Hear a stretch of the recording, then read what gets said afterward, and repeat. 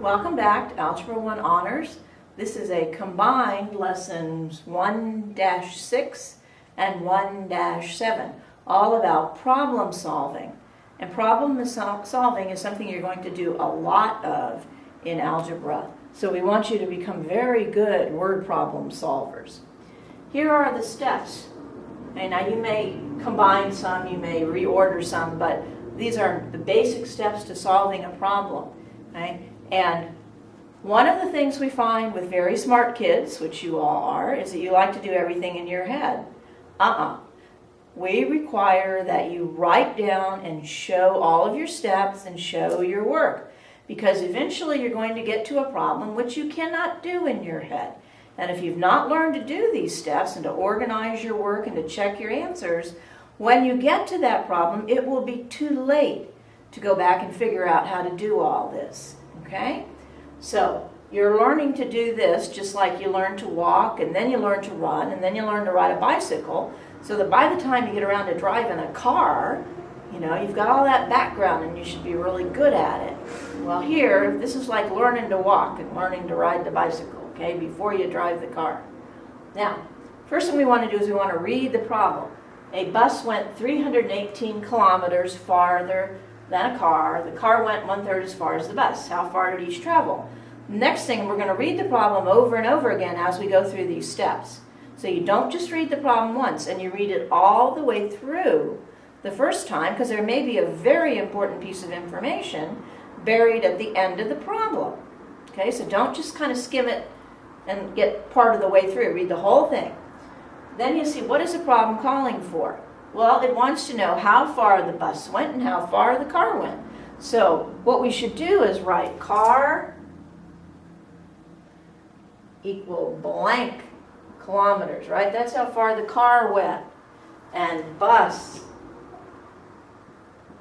blank kilometers. So that we know that that's what we have to fill in. That's what the problem wants to know. Because a lot of times, particularly on standardized tests, you'll find one piece of information and then have to use it to actually get your answer. They might ask you, what's the sum of two numbers? And you find the two numbers, but they're not looking for those two. They're looking for the sum. You have to add them together. Okay? So be careful with that. Write down what it is you want to find. Then draw a picture or make a table if that helps you to organize the information. So here it says that, let's see, a bus went 318 kilometers farther than a car, and the car went 1/3 as far as the bus. So the bus went a lot further. This sentence right here tells me that the bus went 3 times as far as the car. Okay? So if I have my bus, if this is my bus here,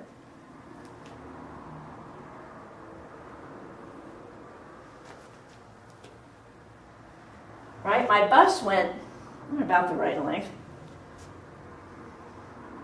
My bus went that far. If my bus went this far, then my car went 1/3 of that distance, only to there. Okay? That's what this statement right here tells me. That the bus went 3 times as far as the car. Or the car went 1/3, I don't like fractions, as far as the bus. And then it says the bus went 318 kilometers farther than the car. Okay, so what we know also is that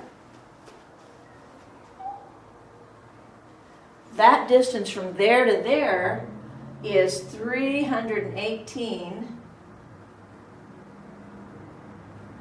kilometers, because the bus went 318 kilometers farther than the car. That's what this sentence, this one right here,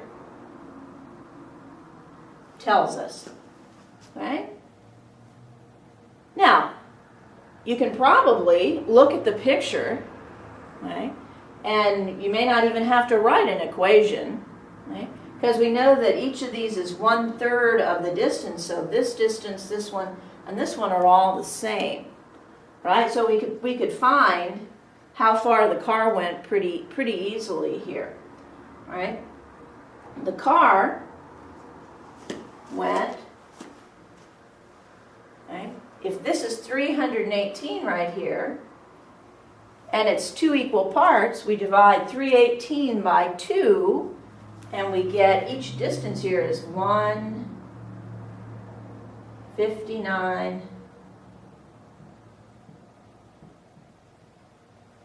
kilometers, right? And this is 159 kilometers here, and that's how far the car went. Okay? So sometimes when you draw the picture, so the car went 159 kilometers, and the bus went, let's see, 318 plus 159 .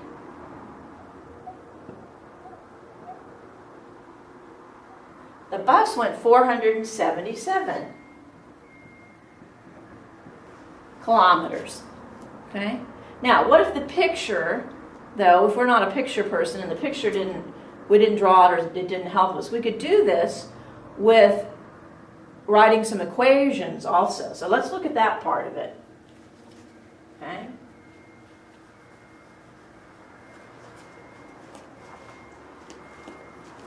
We'd have to choose our variables if we hadn't gotten the information directly from our picture. So let's use B for our, or C, let's use C for our car distance.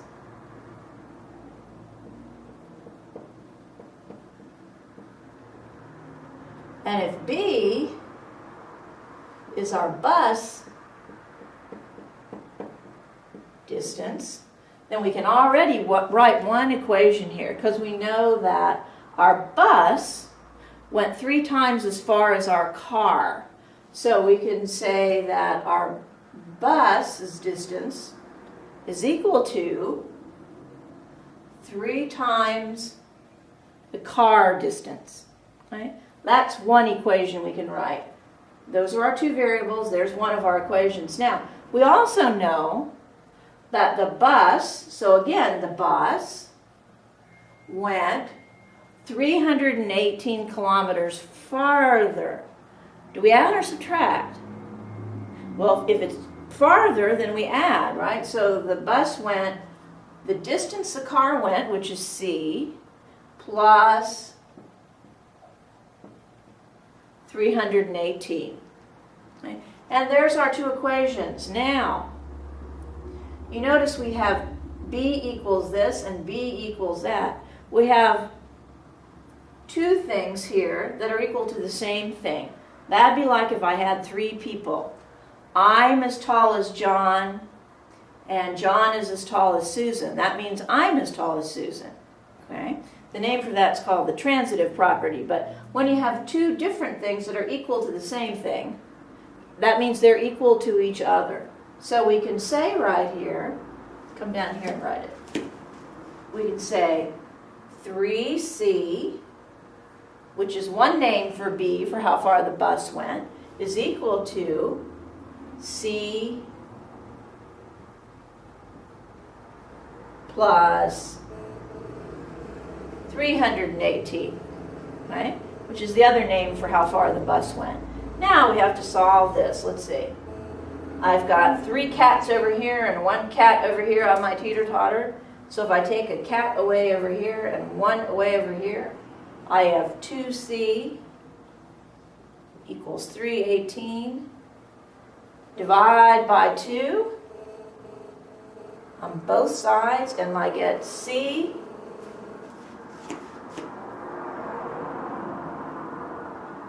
is equal to 159.